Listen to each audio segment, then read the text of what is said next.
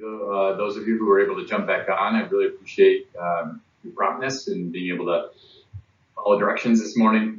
So thank you for that. Thank you for your gift of time this afternoon. We have a great afternoon session for you. We're going to hear directly from some of our teams and all the great work that has happened over the last year, what's ahead, and some valuable tools that the Employee Assistance Center has that we could all benefit from. So with that, it's my pleasure to introduce Juan Rosario and Tawana Brown to update us on all the great work the Diversity, Equity, and Inclusion Work Group has done over the last year and what's ahead. Although the the Diversity, Equity, and Inclusion Work Group is relatively new, I'm proud of all their accomplishments that they've been able to do over the last few years, frankly. They started up a couple years ago and jumped right in with some affinity healing sessions that many of you took advantage of. We were able to launch Diversity, Equity, and Inclusion last year. So I'm really excited to hear from Juan and Tawana what's been accomplished and then what's ahead for us as an organization. So Juan and Tawana, if you wouldn't mind kicking us off. So we're actually going to divvy it up between all of our equity work group members. So the first one to start us out is actually going to be Melanie. Great. Thanks, Juan. Thank you, Juan.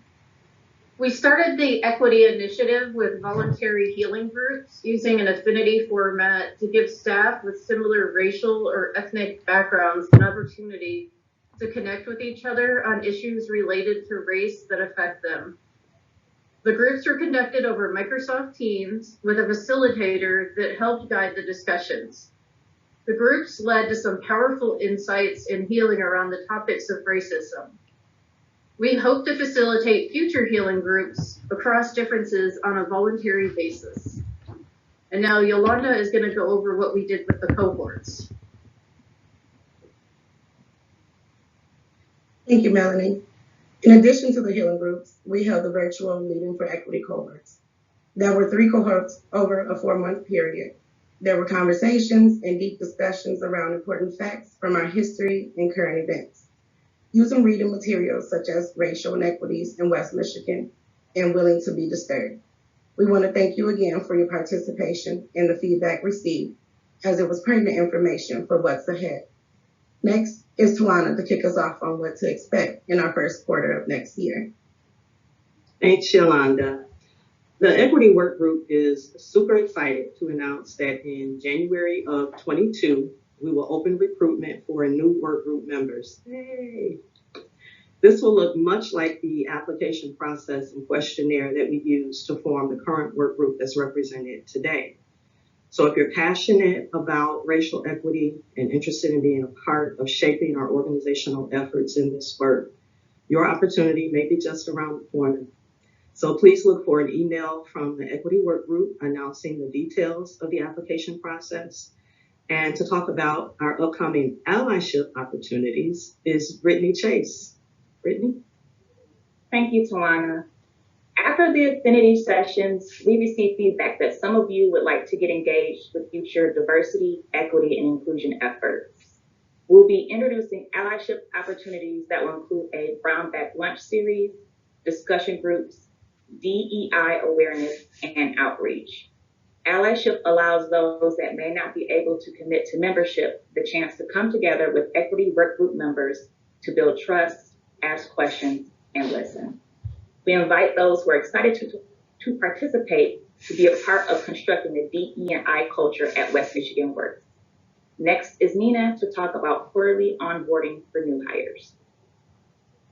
Thank you, Brittany.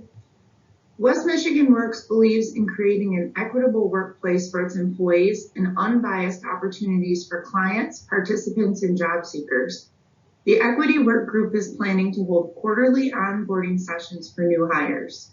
These sessions will be held virtually for now, giving our new staff an opportunity to learn, discuss, and consider equal opportunities in the workplace.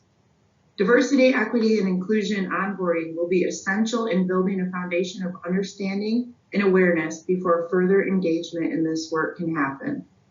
Next up to talk about what's in store for the second quarter is Juan Rosario. Thanks, Nina. Because we hope D&I is incorporated in every facet of what we do as an organization, We will be developing annual organizational training that will be interactive and engaging. While we will base some of the trainings on National Equity Project's Racial Equity in Action leadership model, we hope to incorporate specific workforce development initiatives when it comes to DE&I.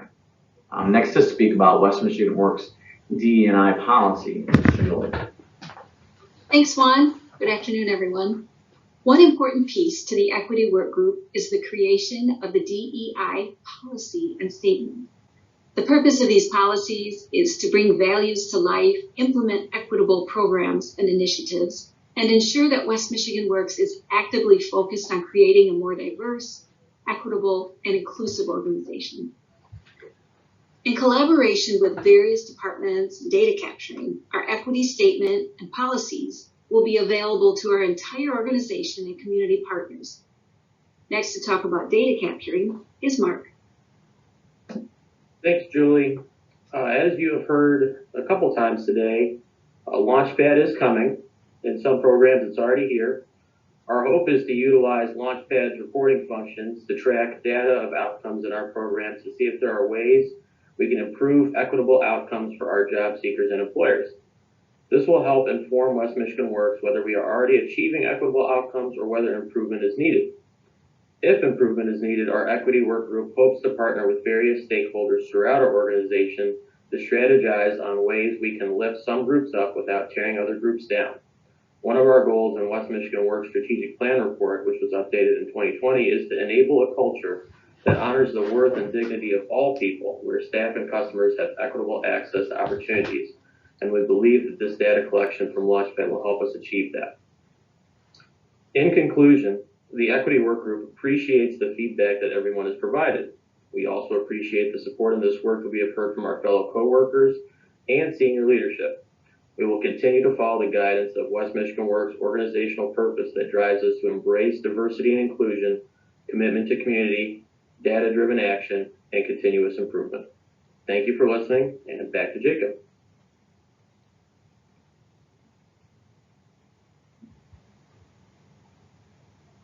I'll actually jump in, and Jane, we made some back-end changes at the last minute, so I'm going to go before Mark, and then after that it'll all be normal. Sorry to put any stress on you with the presentation.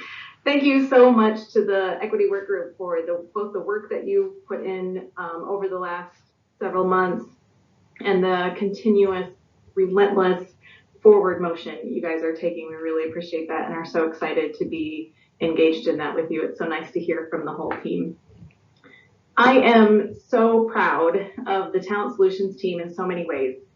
You guys have pulled together across teams, across departments, across counties, how you've been really creative and resourceful when faced with new challenges, and most of all, how you've done all of that to better serve our communities in really difficult circumstances.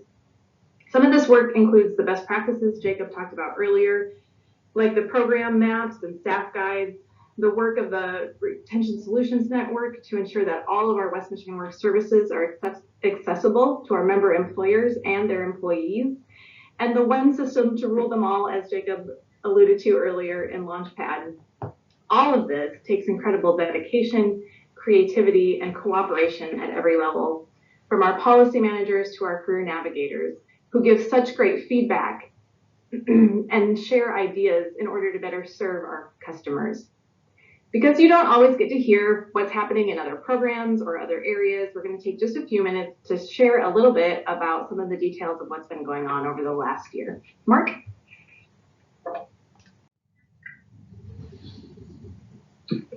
Thank you, Brittany. I recently started my work as a project manager for the Retention Solutions Network in late September.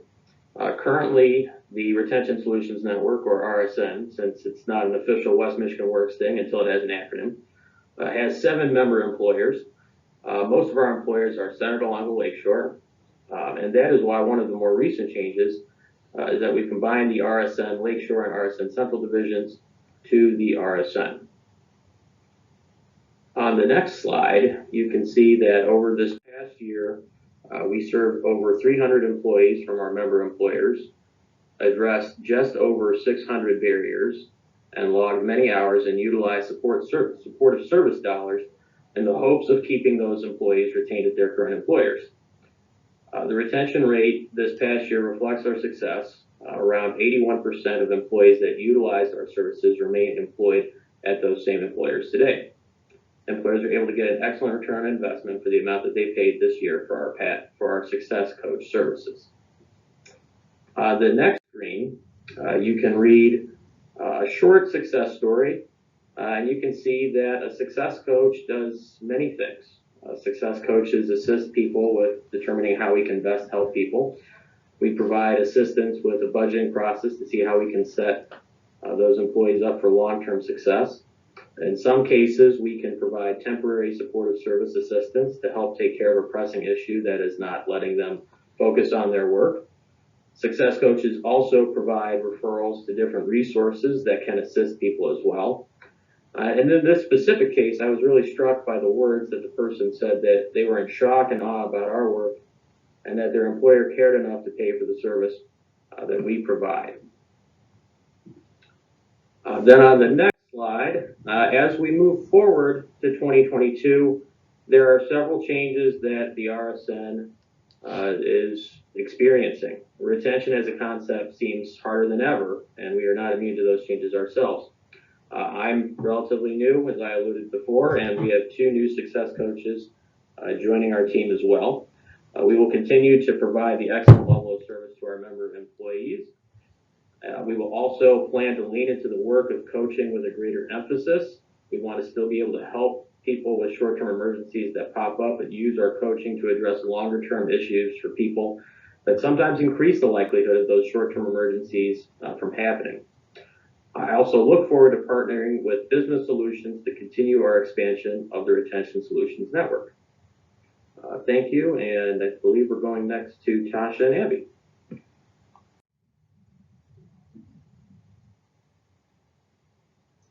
Good afternoon. I am going to share some details about PATH with you over the past year. We have had 1,465 job seekers that have worked with a career coach in PATH.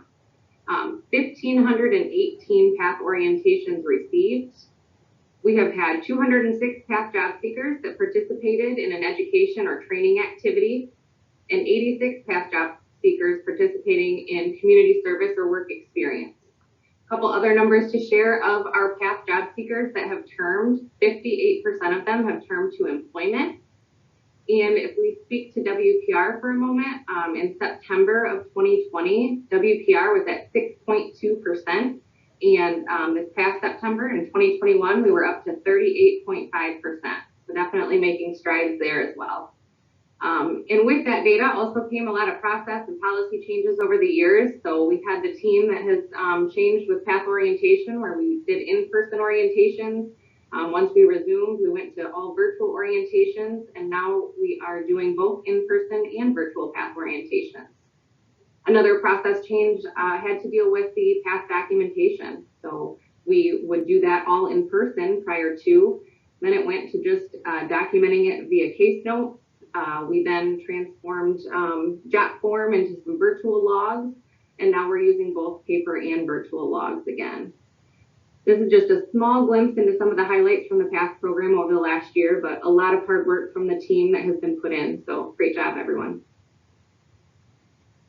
And I will turn it over to Tasha for some updates for her program. Good afternoon. Like Abby, I have some similar numbers to share, and I just wanted to make sure that you guys had the opportunity to see these as a region, because the magnitude of this is amazing.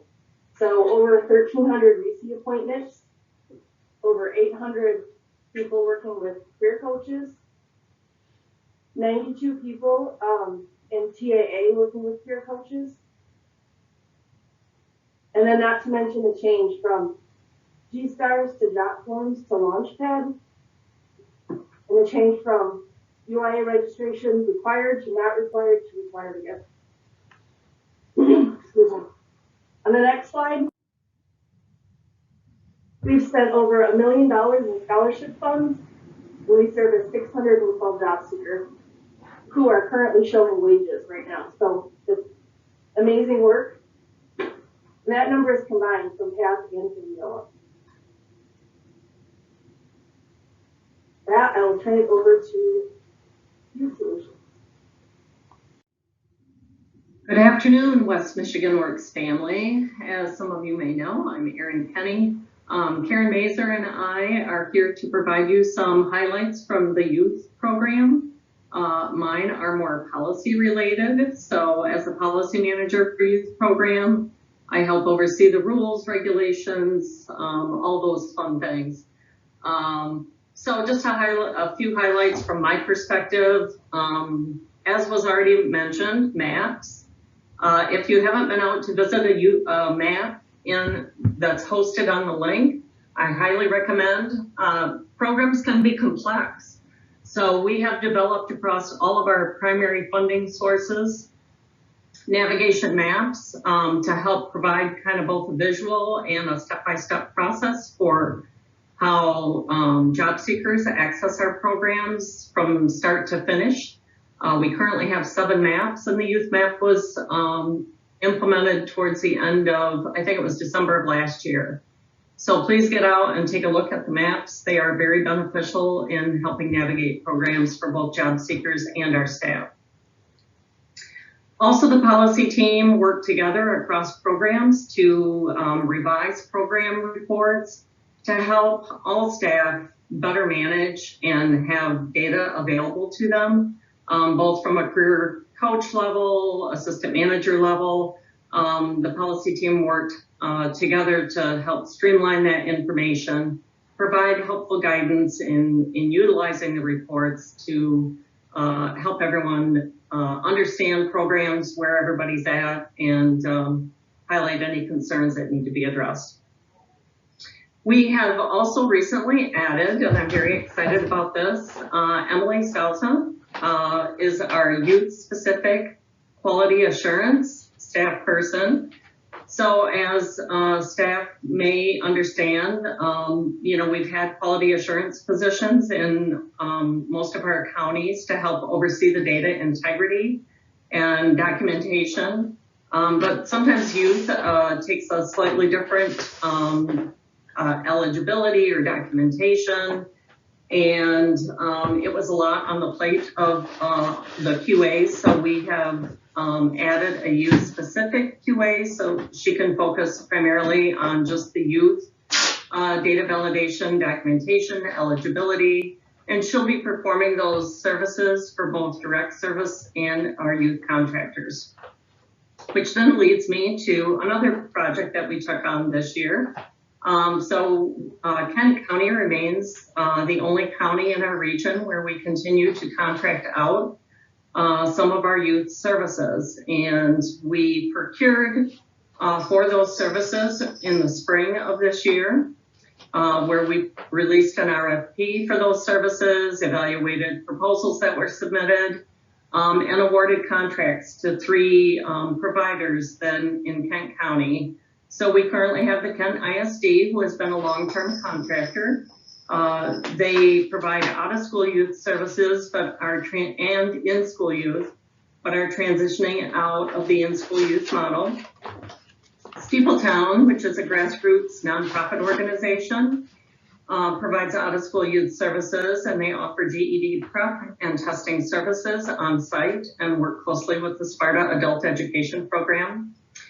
And an old, but new again, contractor is Goodwill of Greater Grand Rapids. They submitted a rather unique proposal in having a focus on healthcare. So we awarded them funding to help provide services to youth. So they are back in the youth game with a healthcare focus. And now I'd like to turn it over to Karen Mazer. Thanks, Erin. Hello, everybody. So I just want to address this photo real quick. This was our Leadership Day last month in October, and the photos are at the YMCA camp in Middleville, Michigan. This was our first back in-person event so far since COVID. So we're looking ahead with hopes that in 2022, we're going to be doing more events in person. The next portion here is just quickly what's in a number. So I want to run some numbers by you that are very important. We took in 168 youth applications for the summer program, and 123 of those youth enrolled in our programs. We had a hybrid program this year. It was virtual and in-person work experience. We had 71 youth in the virtual program and 52 on-site work positions. The total number of employers involved this year for the hybrid program was 26, and the total amount of payments out to youth was $54.82 to be exact. Thank you, fiscal. Sometimes when we can't spend the money down completely and we have a little bit left over, we get creative, and I'm really proud of the group for the things that they did in terms of flexibility and just thinking on a dime and switching things out. So for the last 2 summers under COVID, we have provided what we call 2.0, and that program is a certificate training program. This year we had 17 youth who had career plans that were pretty finalized in their minds to go on and get those certificate trainings. And we provided 6 different ones this year. And then last but not least, our current WIOA youth numbers through the end of September is 286 youth enrolled. We did have some challenges this year, and the challenges started with recruitment and enrollment, mostly due to COVID. I have to be honest about that. But the good news is currently for our JMG enrollments, we are at 66% of our enrollment goal for 2022. So we're doing well, and we're starting out with a good boom. The virtual burnout and engagement, I think everybody is aware of what that does to us. It was our 2nd year, and we addressed it with live speakers, tweaking the content to make the visual presentations more engaging. Then staff loss and turnover was both with West Michigan Works and our partner employers. And in turn, this sometimes caused communication in our partnerships. So it suffered, and as we struggled through it and their own new hires, they did not have a lot of program experience. So again, hats off to the team for helping our partners through that. And last but not least, I just want to end this on a good note. We continue to diversify our youth funding with WIOA, Young Professionals, Foster Summer Youth, DTE in Muskegon, Jobs for Michigan's Graduates, DeVos, and Grow 1000, which is a program in the city of Grand Rapids. Last but not least, I want to give a shout out to the youth team for their flexibility through another year of COVID. And thank you to Jessica Wrench, Michelle Evans, and Ryan Nykamp. Those are our TDIs that help support our coaches by presenting our virtual workshops this summer. Thank you, everyone.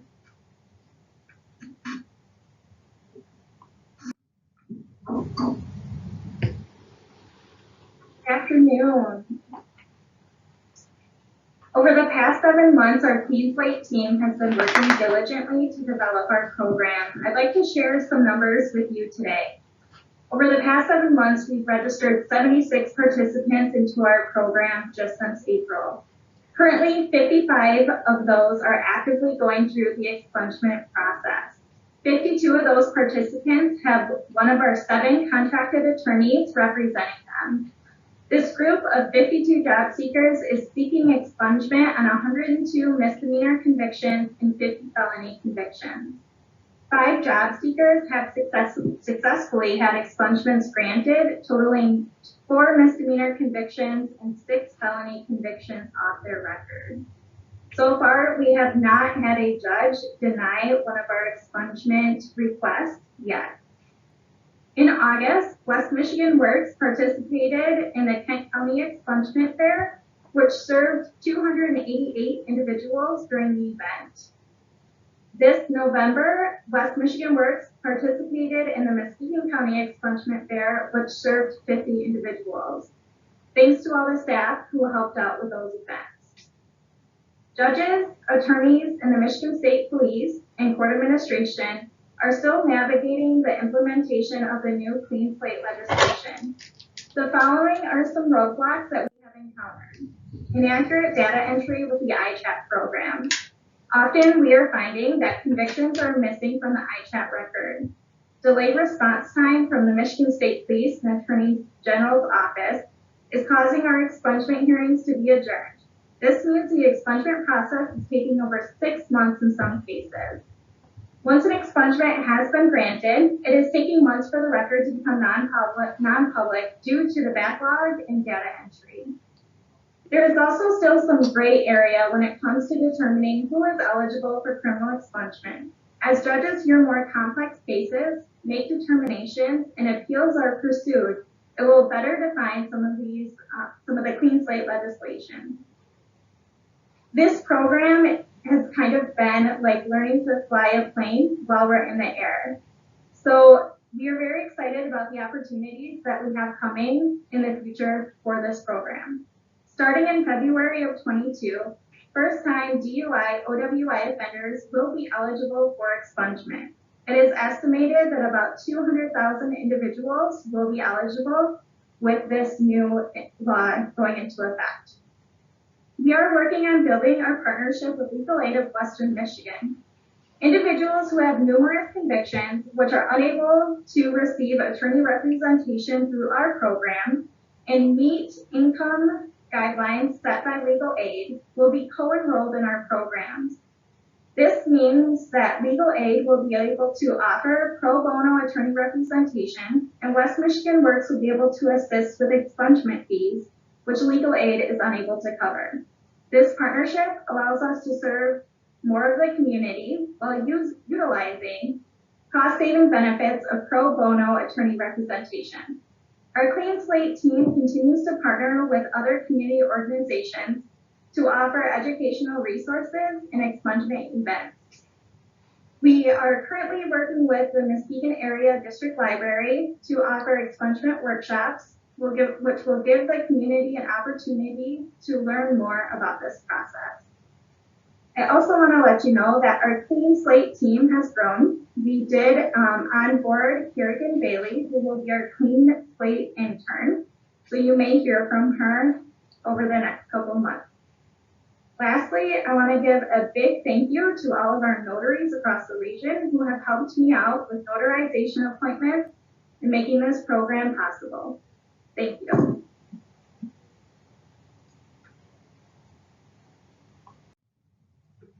All right.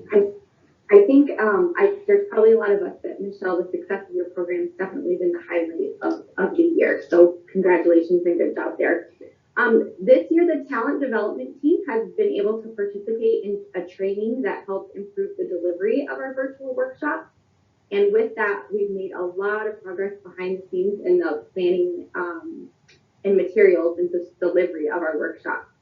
Over the past year, we've brought back the cover letter workshop, and we've added 5 new workshops since last October. We have had 2,469 job seekers attend virtual workshops over the past year, which is exciting. And 828 workshops have been completed through our learning management system, Taboonie. So that's way more than I thought it was going to be. So very exciting. Our team also completed 4 entrepreneurship boot camps and 2 entrepreneurship basic trainings as a part of the Future of Work Grand Challenge. And as Karen mentioned already, a couple of our TDIs, Michelle and Brian, helped facilitate the summer youth program virtual classes. And despite COVID, we still continue to work with high schools, adult ed partners, and jails.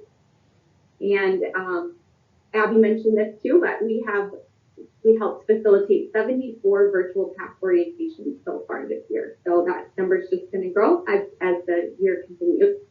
And we brought back in-person workshops last month in October. So job seekers can now take workshops either in person, virtually, or through our learning management system. So keep signing them up. So thanks so much, and I'll hand it over to Amy. Good afternoon, team. West Michigan Works is a key partner along with other local partner organizations that are dedicated to empowering people to find careers where they thrive. This group is called the Talent Innovation Network of West Michigan, or TALNET for short. TALNET is funded by the Doug and Maria DeVos Foundation and currently sponsors or supports 5 major projects, the names of which you will hear in just a moment. 2 of these projects are led by staff on the West Michigan Works team.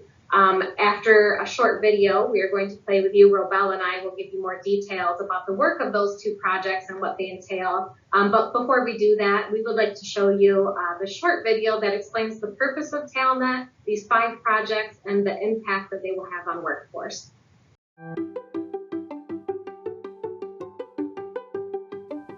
Our overall well-being, the sense of happiness and satisfaction with life, depends on career well-being. When we're highly engaged, high performing, and earning good rewards for our work, we enjoy support for our physical health and the energy to do the things we enjoy, financial well-being and a sense of security, and social well-being with time and resources to enjoy the company of those we love. Ultimately, this sets the foundation for community well-being. When individuals thrive, so does our community. Unfortunately, career well-being is not achieved by everyone. Many need help navigating the path of their lifelong career journeys, and employers need help connecting to the right candidates. Talnet makes sense of it all. Talnet elevates West Michigan's track record of talent innovation. Talnet is a network of networks including practitioners and organizations who collaborate to enhance and align efforts towards better career and hiring decisions. Our work draws together 5 essential innovations. Higher Reach helps employers adopt fair and objective hiring practices to connect the right people to the right jobs. CareerPoint helps students and adults find their place in the world of work, matching interests and abilities with training, support, and careers. SkillSense supports development of communication, teamwork, responsibility, and other social-emotional skills vital for every stage of life. JobSync identifies and documents occupational competencies and foundational competencies that are related to job performance. IncludeAll helps organizations be more intentional in their efforts to increase diversity and inclusion. Talnet brings it all together and into alignment. Talnet formed in 2019, assembling West Michigan's leading innovators to build on decades of previous work in education and workforce development. With the goal of going from good to great, each innovation is advanced and undergone testing. These are now proven innovations ready to bring to scale and support the work of all practitioners in West Michigan. What will this look like? In this better future, students and job seekers have skills and resources to make smart decisions about their careers and effectively demonstrate their skills to employers. Employers communicate their competency requirements to job seekers, talent suppliers, employees, parents, and students. Educational institutions and workforce agencies align their offerings to help people attain the competencies they need. Employers identify competencies that are measurably related to job performance. They align their systems to source, select, and develop talent based on these competencies. And policy and funding are aligned to support all of these efforts. These goals are within reach because these innovations are ready for adoption. Together, we can help more people in West Michigan reach their full potential and improve our entire community's well-being. Now's the time to join with us. The greater the participation, the greater the impact. And Rebel's going to present on this project. Great. Thanks, Rebel. Yes. Hello, everybody. So in the so far, what we're doing, just kind of give,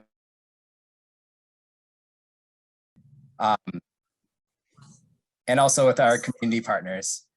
So far, what we have accomplished is we've applied this model and have 16 active career coaches using this. With our tools, JoFi and Skills First. We are also working with community partners such as the Urban League and the Hispanic Center and GRCC to maintain this project. Along with those 16, we have now sent about 19 more of our career coaches to start formal training for evidence-based career pathways, which actually started yesterday. So they had their first day and they will be wrapping that up in mid-December, and they will also be joining the rest of the coaches to maintain this model. With our tools that we're using, our evidence-based source is JoFi assessments. They are making it easier for our population to be able to take these by making the tests user-friendly and also applying Spanish tests to it so that we can reach more people. Skills First is the tool that we use to facilitate this model. And I have been consistently working with them to make changes to making it a bit more user-friendly. And there are a lot of cool changes that they are adding to it, like an assister and also a resume builder on the platform. Like stated before, we have about 16 coaches that are actively in this, and they have implemented about over 150 participants into this platform. So we're excited to see that number grow coming into 2020 and moving forward. So I'll pass it on, I believe, to Higher Reach. JobSync. Another project under Talent that West Michigan Works is leading is JobSeek. And the focus of JobSeek has been to do a deeper dive of local in-demand careers that are listed on the West Michigan Works annual hot jobs list. What we've done is analyze data that defines the competencies needed for each of the job families listed on that annual report. We then partnered with employers to identify experts that work in those high demand roles. And we asked those individuals to look at the data and confirm whether or not that information is accurate. From there, we compiled final reports that clearly outline the competencies and skills needed in order to be successful in those roles. Very soon, job seekers, schools, career coaches will have access to this data. And that will allow us to better direct talent towards meaningful, high-paying jobs, understanding the skills that are needed and the training that might also be required for those positions. Employers will also have access to the data, which will then allow them to clearly define to job seekers the competencies and skills they are looking for in a candidate. Next slide. As Jacob mentioned at the start of our meeting, we now have 5 employer-led industry talent councils that are supported by West Michigan Works. Our industry council leads are going to take a moment to provide updates on what they have been working on. And with that, I'm going to hand it off to Jerry Hill, industry council lead for Discover Manufacturing. Thanks, Amy. Good afternoon, everyone. So in a very challenging environment, the Discover Manufacturing team serving employers was able to recreate Discover Manufacturing Week last year and engage over 12,839 students. We gave away 5 $500 scholarships and a newly created program to help high school students pursuing a post-secondary training in a manufacturing related career. We also created a Discover Manufacturing YouTube channel that houses all of our videos from Manufacturing Week and other videos that we've produced to help students with job exploration and learn about great careers in manufacturing. And we also created an Adopt a School program. It's a project that was born out of a partnership with Talent 2025 that basically has put a toolkit together to help increase engagement between schools and manufacturers. Looking ahead with what we're looking at coming up this year, we want to expand our industry-led collaboratives that create training opportunities for our employers. We want to develop and share creative recruitment strategies through the Discover Manufacturing Essentials newsletter. We're working on a parent engagement event series. We want to host, we've just finished hosting our Discover Manufacturing Week in-person and virtual tours this year. So we did both in-person and virtual and look forward to reporting those numbers. And we wish to promote the Discover Manufacturing Scholarship opportunities, which is now greatly expanded. We have over $6,000 that we'll be awarding. The program is live and on our webpage. If anybody needs more information, I'd be happy to help. Thanks, Amy, and Joe, we'll turn it over to you. Yeah, hey everyone, I'm going to talk on behalf of the West Michigan Health Careers Council. Our new industry council lead, Trevor Meir, was unable to make this meeting, so I'll be doing a couple updates for it. As you can probably know, some interesting conversations happening in the Health Careers Council over the last year. Hospitals are overrun with patients, their staff is getting burned out, but yet we still need to try to work on finding more workers to be able to get into the healthcare arena. And we know of the great career pathways that are in that industry as well. So some of the things that we've done over the last year, on top of establishing it was the first time in a couple of years that we had a full council. So we don't have no council spots open. And the nice part is that we have a good mix of both large hospital systems and then other specialties, including mental health rehabilitation. But the council was able to provide implicit bias training for over 27 different healthcare organizations and 50 individuals across our region. Was able to use some grant funds to fund 13 individuals to go through community health worker training. So that was both job seekers and individuals already employed in the industry. And the council really continues to focus on apprenticeship development. So continuing to expand apprenticeship programs within the healthcare space, looking at creative ways to bring in more talent. Looking forward, the council has a few different focuses. We are going to be doing another healthcare spotlight week with some different activities throughout the week. We are eyeing late in January for that event, some more details to come. Included in that healthcare spotlight week is going to be a career exploration event. So this is going to be targeted towards 18 to 30-year-olds looking for a new career. The ability to do some hands-on career exploration while also being able to talk to a employer, hiring manager, recruiter on the same day. Continued work within those apprenticeship programs is ongoing, along with having some conversations, doing some strategic planning with the group to talk about some of the pandemic-specific healthcare pain points, burnout, trying to look at competing for talent with bonuses, things like that, and what we can do as a region to really address some of those needs. So that's what we got from healthcare, and I'm going to pass it over to our new lead for tech talent, which is John Rummery. Hey, thanks, Joe.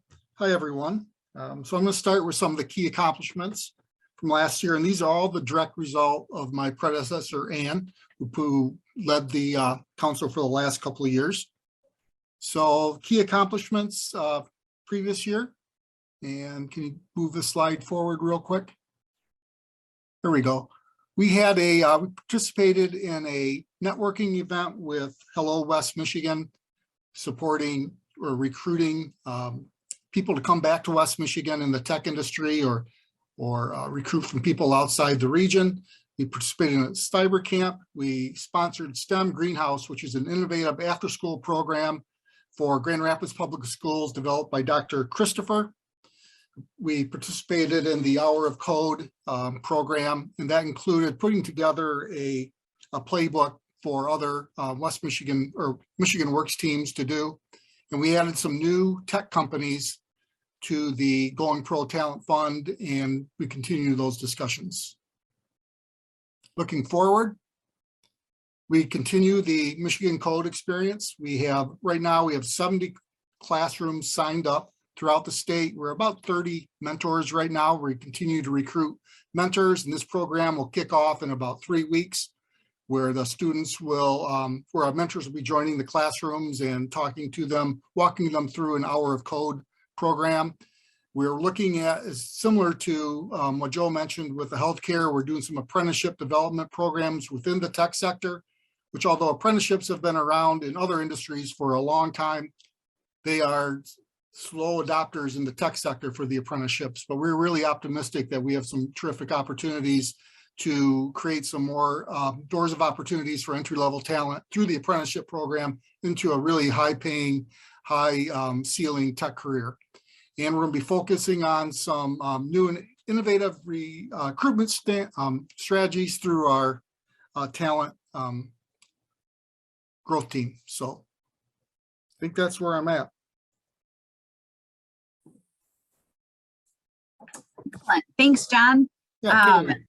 Yeah, so thank you very much. I was excited to join West Michigan Works this year and be able to share with the progress that the Agribusiness Talent Council made during the last year. So Agribusiness Spotlight Week happened, and we were able to partner with MSU for a career exploration workshop, and also with MDARD for an agribusiness job fair. During that Spotlight Week, we were able to share the importance of the industry through an interview on WZZM, spreading the word about this really essential work that's being done. We launched a leadership training specifically for first-line supervisors in agribusiness, which was a virtual training that 18 people were able to attend. And in the midst of COVID, the council gathered and shared best practice resources to keep essential workers safe while on the job. That resource is still live on our website. Next slide, please. And then looking forward, the next year is going to be really about expanding those collaborations. We are in the early days of working with Muskegon ISD and the Muskegon Farmers Market for a career exploration event, and we'll be expanding our customized leadership training in the coming year. We're also launching a Foods That Built West Michigan newsletter series that's going to highlight the 270 farms and the 270 food processors and the 9,000 farms in our West Michigan region. Looking to grow even more connections in the coming year. And up next, Mac Dodds is going to share about the work of the Construction Careers Council. Thanks, Carrie. Good afternoon, everyone. My name is Mac Dodds. I'm the Industry Council Lead for Construction here at West Michigan Works. And if you didn't know beforehand, West Michigan Works actually did not have a standalone construction-specific industry council. So back in May, we decided that we wanted to take that step, and we reached out to local employers anywhere from here in Kent County all the way to the Lakeshore up to Muskegon. And then we also highlighted some key associations, community partners, and educators in the area to see if there'd be any interest to join a council. Luckily for us, there was, and that group has come together and been great ever since May. So just in a quick 6 months so far, our council has created a name, which actually takes a lot more time than you would ever think. We also came up with our logo, which we're really proud of. And then we determined some strategies. So we looked at pain points that the companies in the area, the training providers in the area, and the educators in the area had. And then we looked at how we could attack those, throughout the years to come. So our strategies are similar to our other councils, and those are going to be recruit, train, and sustain. So we're looking at the awareness, keeping people trained, and then keeping people within those companies here in West Michigan. So also we looked at doing a field leadership ILC, which we applied for. That had 4 employers, and then we were able to train 16 construction professionals. And then we also did a project for Careers in Construction Month. So we had our first project, which is called the Construction Traveling Roadshow over here, where we match local schools with employers in the area. And they go in there, and what we do is we give the students an opportunity to talk directly to those professionals that are in the industry right now. And then they'll actually do a live demonstration where the students can come up and do what those individuals are doing on a daily basis. So really cool there. We completed our first one on October 27th, and we actually have 2 more lined up in December. So we're very excited to scale that project out, and we think that'll be something that can grow from here on out. Looking ahead, very exciting. So at our last meeting, we did our 2022 strategic planning, where we looked at, what are the pain points in the industry and how can we tackle those? How can we be at the forefront of moving the needle forward to get those people into the construction trades? We all think it's a great opportunity. So that has been completed. We'll look at doing another construction spotlight week for our own council, the Construction Careers Council. And then also with the news of the infrastructure bill that just came through, we'll be looking to find ways to get people into those jobs as seamlessly as possible and help fix the damn roads. So I think lastly, I would be remiss if I didn't give a shout out to Joe Thierry. Joe's been an integral part for all of our industry councils throughout this process. And I know the Construction Careers Council is extremely excited for what we have ahead, and kind of an open book. So hopefully next year we'll have even more updates for everybody. But for now, that's all we have for our industry councils.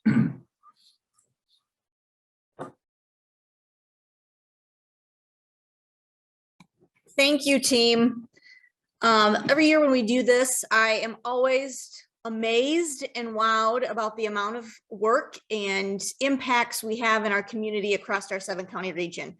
Outstanding. If you haven't can tell by now, we're busy. We're busy as an organization. We're all individually busy, but we're doing great things. And if you have worked with us for any length of time, you know that we don't just sit still, but we're always looking for ways to improve and enhance our services. So what do we have to look forward to in 2022? While we were accomplishing all the great things we just talked about, many of you may have heard or have heard the rumors that we did go after and applied for and were awarded 5 new grants, new funding sources over this last year. Those grants totaled over $6.5 million that we brought into our organization on top of the core funding streams that we work with on a daily basis. So over the next couple years, we'll be working to actually implement those programs and utilize those resources to support our training and scholarship programs, expand apprenticeship work. We will do some work in supporting our local community-based organizations and helping them create pathways and on-ramps for individuals. And we will support our organization that will, and our staff capacity, allowing us to bring on some additional team members so that we can continue to do the great work we're doing. And if that's not enough, we are actually in the process of writing a couple additional grants. So more to come in the future and more fun to be had there. Something else to look forward in 2022, building off what Amy talked about with the job sync and the job analysis work that's been done on our hot jobs. In the coming year, we're hoping to actually use all that great information to develop more detailed tools and information and provide resources that will help not only our job seekers, but our employers understand the different career pathway options, what skills are needed for particular jobs, what credentials may be needed, and where are the educational institutions in our region to go to get to those correct credentials. So taking all of that great information and putting it into some documentation and good, clear guides for our staff, our job seekers, and our employers to use. Strategic workforce solutions. So last year at our annual meeting, we talked about looking forward in the creation of a nonprofit entity. Well, we did just that last year. We have officially created Strategic Workforce Solutions. It is an official registered nonprofit in the state of Michigan. Unfortunately, we're still waiting for our IRS tax status, which gives us our 501c3 designation that was submitted in April. So we're patiently waiting for that. But even without that, Strategic Workforce Solutions is a legal entity and can begin working. So in 2022, we will begin putting things into place. The first, the Strategic Workforce Solutions will be the organization that supports our efforts that maybe fall outside of the core work that we do as Michigan Works, or services that we will be providing or asked to provide outside of our 7-county region. So it is a separate entity that will work in tandem and in collaboration with the work that West Michigan Works does. The first of such projects that will kind of transition over that as our grant dollars for Higher Reach come to an end at this calendar year, that program will move under the new nonprofit. We are in the process right now of finalizing agreement with another region within the state where we will provide Higher Reach initiative for a whole nother set of community organizations and employers outside of West Michigan. The team is also working on recruiting for the 2022 Higher Reach Academy, where this will be the first time employers will have to pay to have our expertise and knowledge in the Higher Reach Academy. So that will be our first endeavor under the nonprofit. And we're very excited about being able to sustain that after the grant funds have went away. You've heard mention of Launchpad several times already today. So we will continue to onboard and implement and put that new system into place. The new system will cross over not only talent solutions, business solutions, but eventually some of our grant management and workflow processes within the different departments. This system is replacing probably 4 or 5 different systems or platforms that we've been using. So bringing everybody together in one place to hopefully streamline things and create some more connectivity between us. I would also, you should expect to see some further upgrades to our systems, like moving our S drive to the cloud and utilizing SharePoint. That will be a major endeavor. It will also help with our remote work situation and having access to that information in a more conducive way. We'll be onboarding or implementing our new phone system, which we've been talking about for a little bit. We're looking at things like a scheduling software system to help with efficiently scheduling not only appointments with clients, but with job seekers and employers. So those are just a few of the things that we'll be working on. And I'm sure as we settle into our new way of doing business and deploy the remote work as a permanent option for some of our staff, we'll continue to look for ways that improve our system and technology. So we will continue to enhance our options there.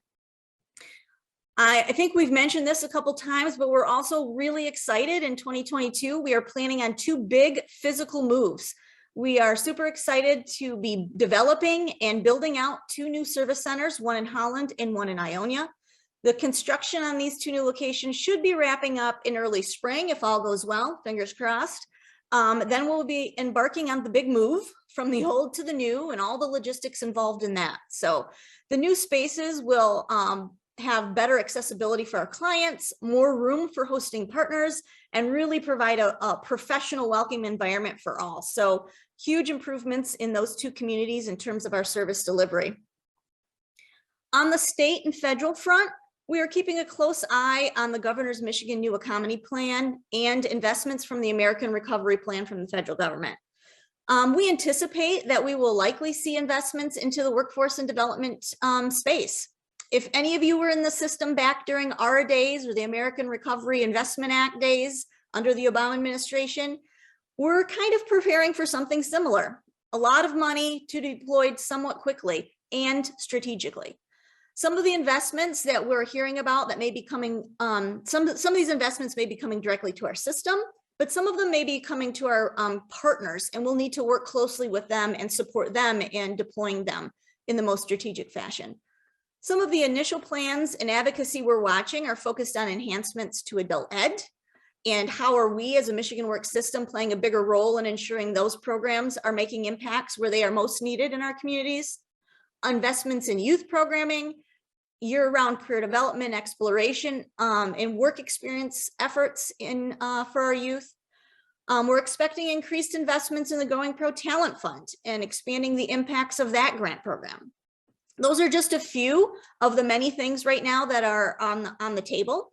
And there are many other innovations focused on workforce development being proposed. So as we learn more, you will know more, but I'm sure we need to expect that in 2022, there will be some things that we'll have to react to regarding those resources coming to our organization. So lots to look forward to, lots to keep us busy, and many opportunities to make bigger impacts in our communities. And I know we have a great team to make it all happen. So I hope you all took the time to submit your choice for a thank you gift. It's a small token, but we hope you enjoy it. Just a note, a reminder, similar to last year, we'll probably run into some issues with inventory, specifically around the Yetis. So please be patient. They will eventually come, probably looking at January, beginning in February, somewhere around there before we get them. So again, thank you all for all your hard work. Thank you for your commitment to our organization, and thank you for being a member of our team. We're so proud of all of you.